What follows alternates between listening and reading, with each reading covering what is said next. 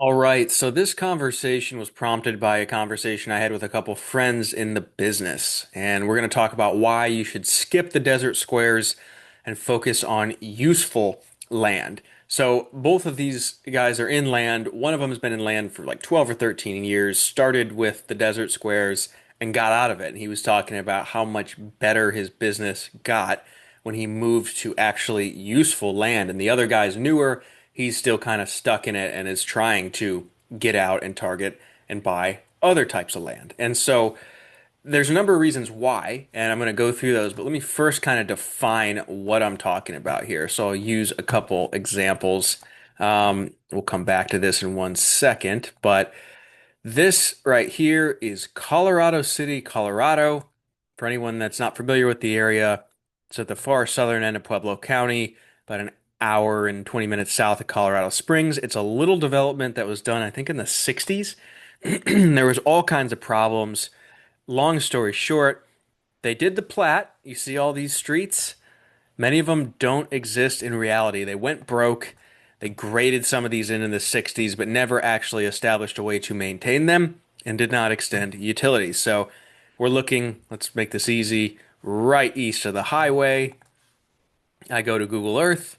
I look at that same area right at the bend, right east of the highway, and I've driven back here, and I'll tell you, you better have your 4x4 to get back here. And these are platted down to quarter or 0.15 acre lots, and you can't legally camp on your land here. So there is absolutely zero use for these lots. These are worthless. They just cost you money, minimal money, but they cost you money in taxes. No utilities of any kind, no use.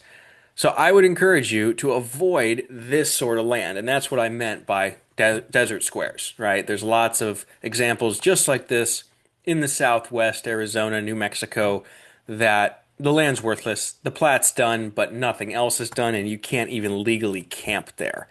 And if you've ever never heard of Rattlesnake Acres, Google it. But this is a huge example of this where a company decades ago bought hundreds of thousands of acres in the desert in New Mexico, did the plat, did zero physical improvements, and sold these lots to out-of-staters who thought they were going to be able to build their houses on these lots down the road.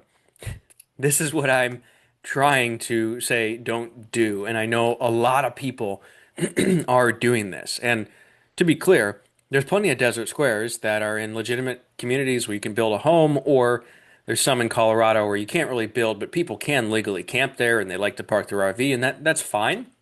So really, the crux of what I'm saying is make sure that the people you're selling land to can actually use it for their intended use. And again, that could be just camping. There's nothing wrong with selling raw land that doesn't have utilities.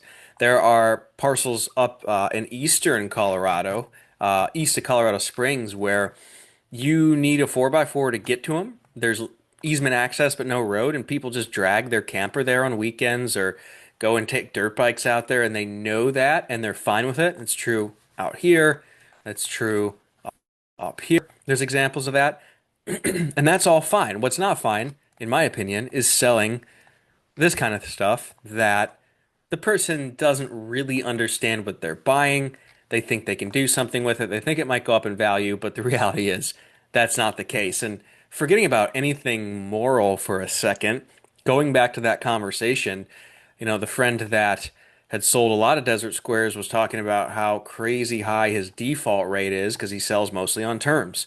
Well, what do you know? I've never had someone default on a note, and I've focused mostly on selling for cash, but over the years, I've still sold probably 30 or 40 lots on terms, not one default, because they're all useful pieces of land that people were really going to use. And I'm sure I'll get some defaults, but it's far fewer. And the friend that had been in the business a long time that started with the desert squares and pivoted, he said the same thing. As soon as he started selling land, for him, it was tracks that people were just building their dream home on, kind of rural tracks, but buildable. The default rate just plummeted.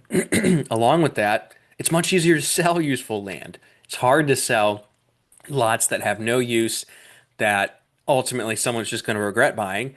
And as a corollary to that, you're going to get a lot of buyers that regret buying it and want their money back. You could open yourself up to lawsuits. It's really hard to get realtors to help you sell pieces of land that aren't useful. The numbers are smaller, right? We're dealing with a few $1,000s. So there are lots of totally practical, non even ethical reasons not to go after worthless land because man, it's just going to bite you in the butt down the road and make your business really hard. And those cheap, useless lots are often where everyone who's new goes. And so there's a huge amount of competition for a really low margin product. So that's a whole nother reason I would avoid these worthless desert squares.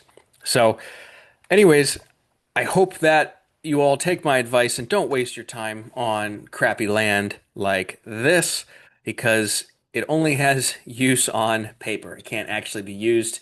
So focus on land where the sellers can actually, or excuse me, the buyers can actually use it for what they intended to. You'll have a better business from day one. You'll not open yourself up to as much conflict and even potential litigation, and you'll have a more reputable business.